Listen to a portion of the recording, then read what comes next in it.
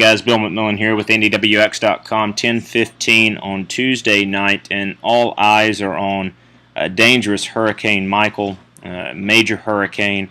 And as we record this before the 11 o'clock hour, that will be the next official update from the National Hurricane Center.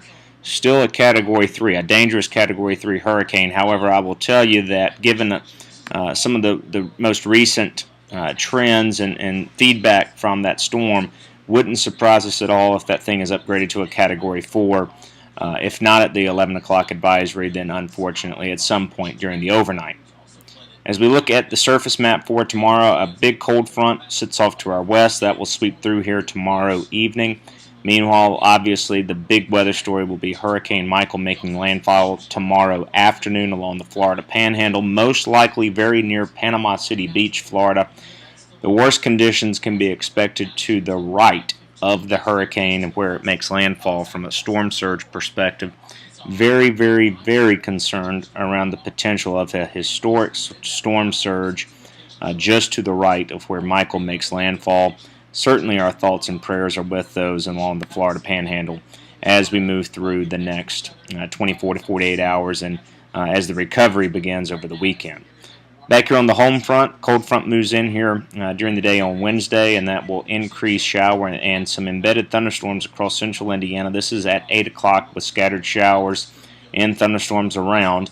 Coverage will grow more widespread as we progress into the afternoon and evening hours, and that cold front will sweep through here tomorrow evening. An abrupt wind shift can be expected once that front passes, and much cooler fall-like air will follow tomorrow night and as we wrap up the work week. Put the GFS into motion here. We will get back to drier conditions on Thursday with a gusty northwesterly wind, much cooler to wrap up the work week. And then forecast models have been struggling a bit with the remnant moisture, if you'll believe it, from Sergio here in the Pacific that eventually will move northeast and get entrained in the upper air pattern here. Eventually, as we move into the latter parts of the weekend and on into early next week, we'll forecast better chances of rain across the Ohio Valley from the remnant moisture of Sergio and much cooler air to follow. In fact, the first frost of the season is likely as we go into early parts of next week. In fact, highs on Monday, depending on exactly kind of how this plays out with the remnant moisture of Sergio, may not even make it out of the upper 40s to right around 50 next Monday. So big time changes brewing, certainly compared to where how warm it's been. Looking longer term in the 6 to 10 day range, this is the GFS ensemble.